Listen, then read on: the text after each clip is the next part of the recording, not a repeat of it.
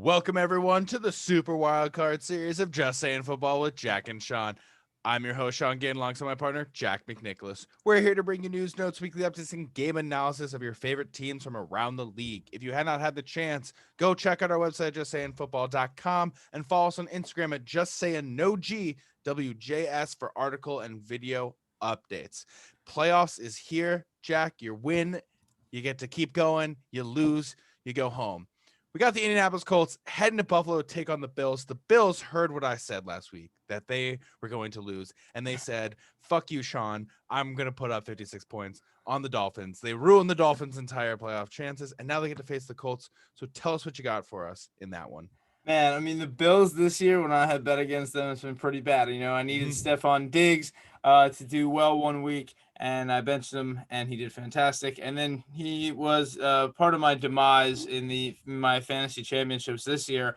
However, I mean, the Bills are playing absolutely fantastic this year. We had high expectations for them, but 13 wins, second best seed in the AFC. You literally can't ask for anything better. If this was any other year, they would have a first round bye right now.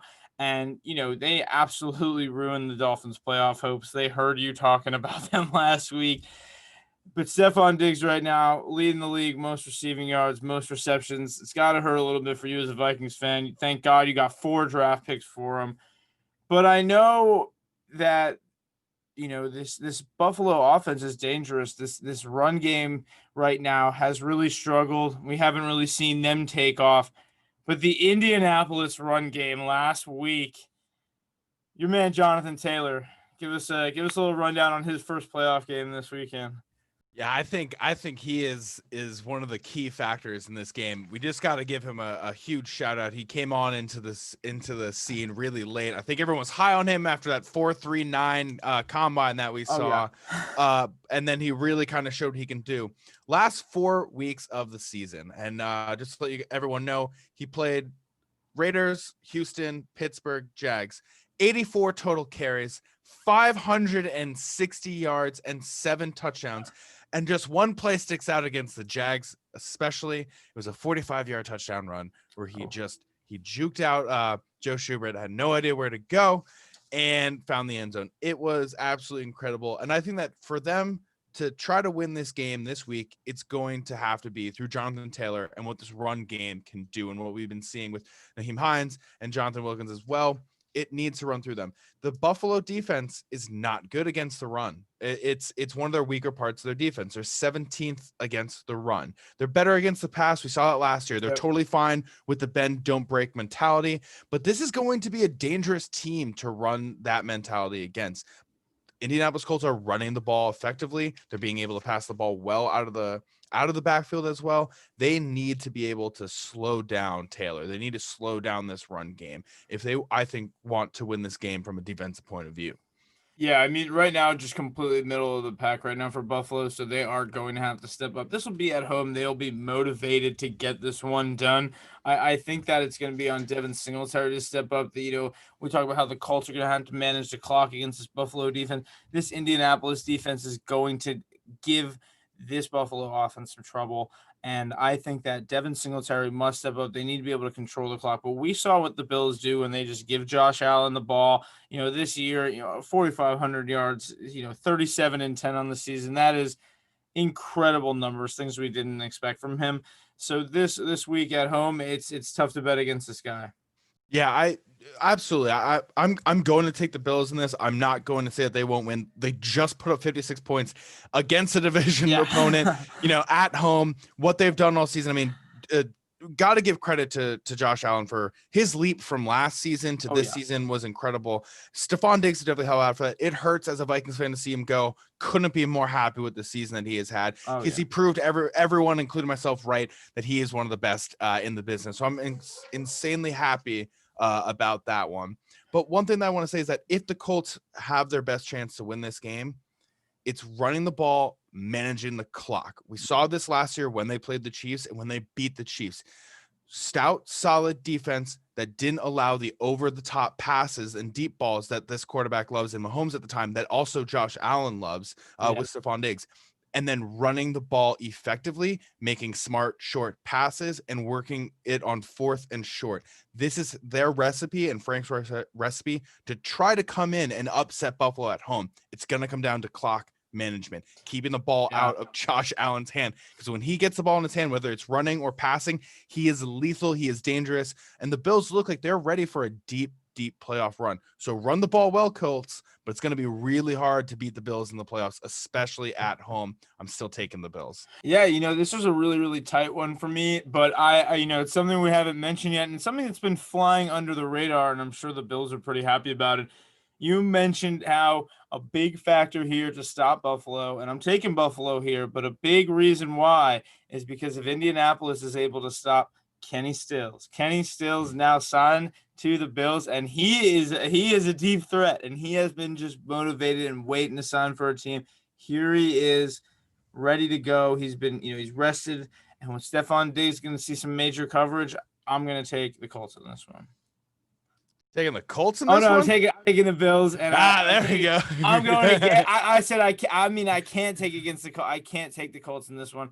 I just think there's just too many passing weapons. John Brown, Stephon Diggs, Cole Beasley. Everybody's stepping up this year. Dawson Knox, man. Dawson Knox. Shout out to the tight end. People know we haven't been bringing him up, but in a world of tough tight ends this year, he has been a bright spot for this team. Moving on. NFC West showdown in the playoffs. Los Angeles Rams going to Seattle to face the Seahawks. These teams are familiar with each other. These teams know one another. They know what they like to do.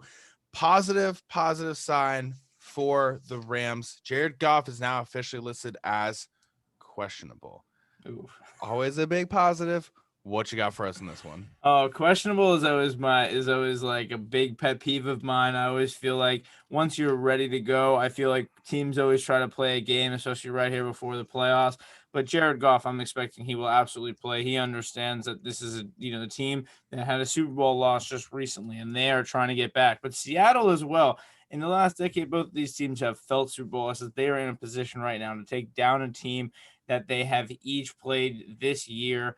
It's so great watching these interdivisional rivals go at it in the playoffs. But Russell Wilson, he is dangerous in the playoffs. We have learned this, and we have seen him play well this year. He did struggle most of November, leading the league in interceptions, and I want to see him get back. But he has a career-high 40 touchdowns this year. What are we feeling, though, about this game? A lot of offense, a lot of defense? This is an interesting one to me.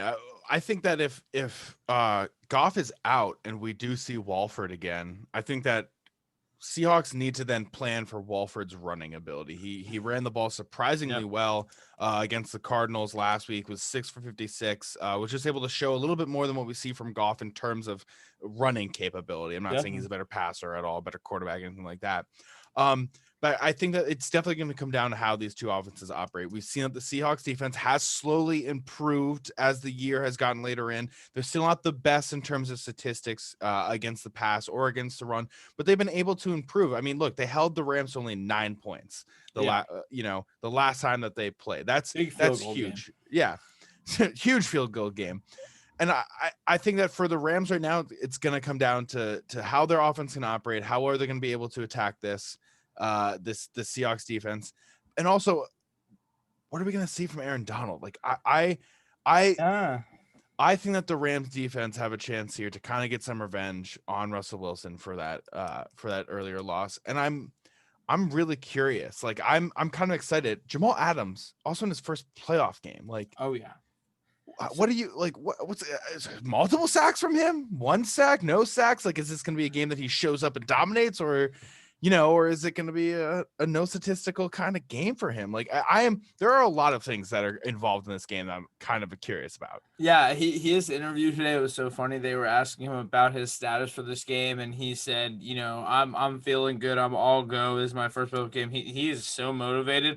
And he's going to have to be. They have Cooper Kupp, Robert Woods on the other side of the ball. He's going to have 3 committee of running backs to take care of. He's probably going to be in the box going deep. This is somebody that's on the LA side, they're going to have to plan around Adams, because although there are weak spots, this is the second worst passing defense, right now, allowing almost 300 a game right now, really 285. But It's a lot. And Jamal Adams, it's a big part of that, is he hasn't been in a lot of those games, and he needs to kind of have one of those Jamal Adams games where he is just everywhere. And I would love to see that, especially with the backup quarterback running. You can expect multiple sacks. I think there's more expected sacks if there's the backup. Obviously, moving out of the pocket will get you sacked more. But on the other side, I do want to talk about Seattle's offense quickly. How are you feeling about DK Metcalf, Tyler Lockett, both 6 seasons this year? Tyler Lockett got 100 catches. What are we feeling about this Seattle offense against this really tough ranked LA defense? You mentioned Aaron Donald before. I mean, I think as always, you just got to be excited for the Ramsey DK Metcalf. I feel like those ones are just always the most excited. I mean, DK did well, last time they faced 6 for 59. That's not amazing. That's not what you're expecting from a guy like DK, just considering what we've been seeing the whole year. And the other time around, he was only 2 for 28. He did really well in his first playoff game last year. Oh yeah. In Philly, he made a spectacular catch to just solidify their win. I think this could be a big game for him. I definitely see over 75 yards. I think it might be hard to reach the 100 marker going up against Ramsey. So I expect Lockett to be the guy to get like 100 or 150 yards, something like that, because he's just crazy that way. Yeah. I'm thinking more about this game. I'm going to take the Rams if Goff is in. I think the Rams full power. They got their quarterback in. Hopefully Cooper Kupp, he's activated. He's back in. He's set for the lineup. I think that could be what ends up giving them the edge. If Wolford's in, he's a backup. You just mentioned Jamal Adams going after him. If he's running outside the pocket, could up the sack total for his first playoff game. I got to lean then towards Seahawks. So that's my pick. It's totally quarterback dependent. Goff in, going Rams. Goff out. I'll take the Seahawks and trust them at home. Yeah, I love that. That is the major stat right there, because it's a cheap way out. I'm also gonna go quarterback dependent on this, and I am gonna go with the one guy in this game who's got a ring, Russell Wilson. I think that at home, no crowd noise. We've seen this guy. He is not somebody that likes to play in the first round of the playoffs, and he doesn't like to lose in the first round. I think you're right. If Goff is there, it is absolutely a huge advantage. I think Goff is ready. He could have a huge game against Seattle. He's had big games this year against Seattle, but I am going to pick Seattle. I love DK. I think Ramsey, he'll shadow him, and this is the best pass defense. This is the best scoring defense. Seattle's going to have their hands full. We saw that last time, but I think they're going to squeak out the win here. And, the one guy that we talked about how Seattle lost and how the Rams lost, they were both to one guy, Sean. And his name is Tom Brady. And unfortunately for both of those men we were talking about, he is now in the division and in the playoffs. What do you got for that while he goes to Washington to play the football team? All right. So we got Tampa Bay heading to Washington to play a football team. And I just got to bring up the 2 best quotes, of my opinion, of the week. After the win last week, Chase Young comes out and said, "Tom Brady, I'm coming. I want Tom." Then Bruce Arians came out Tuesday and said, "We'll have our hands full," obviously respecting the young player in Chase Young. But it's one of those games where you better watch what you wish for. Yeah. And you know what? This is just mainly for... I always get hesitant to talk smack before a game because I don't want to lose. You just said this to the GOAT. You just said this to a team that's been operating really, really well the last couple weeks of the playoffs. They're getting healthy. No Devin White. Sadly, he's still on the COVID list for them. He won't be, and that's a huge loss for them. But they're getting Shaq Barrett back. Now, this is going to be similar to that Super Bowl that we saw when it was the Rams and the Patriots. I think this is going to be a defensive slugfest for pretty much the first 3 quarters until Tom Brady does what Tom Brady does best, which is find ways to score.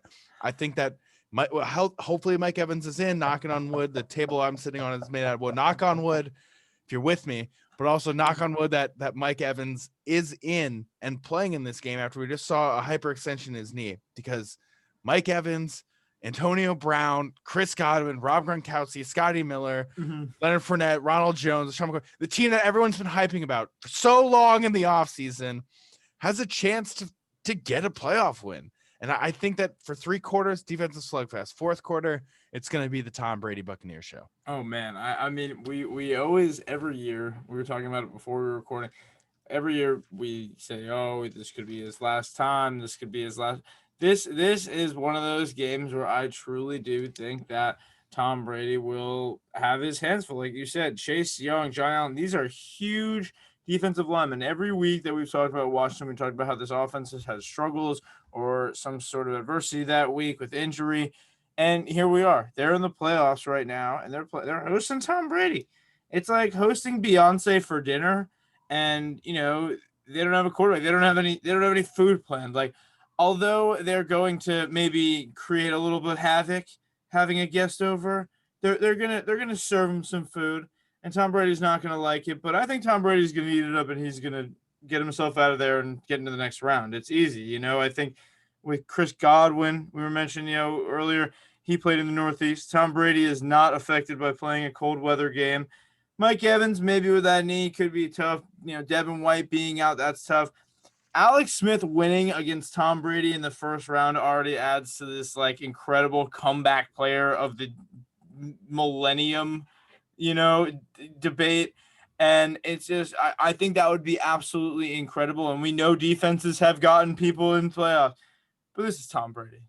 This is somebody we have doubted, and every time we doubt, he comes. And this guy's got an offense. He's got a coach.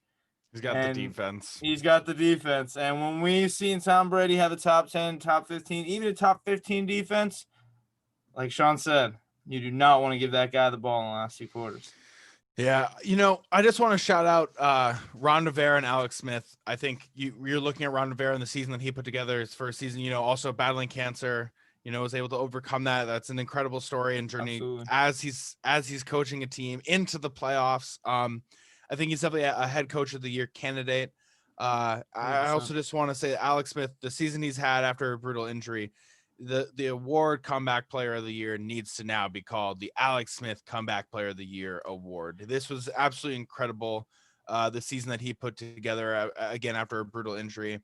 A lot of respect for him. I absolutely and we will release our own award show, everyone, when we get there. I do believe that Alex Smith is the clear-cut winner for the comeback player of the year. It's been amazing. If he was able to get this win, I mean, I wouldn't be mad. I would be so happy if Alex Smith won this game. I just think that the way that their offense operates against defenses has struggled. They're not the best offense watching right now. They're 25th in points scoring. They're only scoring around 21 points a game. They're 25th in offensive total passing, and then they're 26th in rushing. They're going up against a good defense. Tampa Bay's defense is the 8th best scoring defensively. They only are giving up 80 rushing yards a game. That's number 1. And then they're 21st. Like, they're just a solid team. Even where they're weak at 21 with the pass defense, that's where Washington's weak in the passing offense. There's no advantage here statistically for Washington. So I think it's just going to be one of those games where it's going to be really, really defensively heavy. I think that Chase Young and Montez Sweat and this really young Washington line can make Brady uncomfortable, which is going to be fun. Look, when you to see Tom Brady get uncomfortable, get frustrated in the middle of games, it's fun. It's kind of fun because he's the GOAT.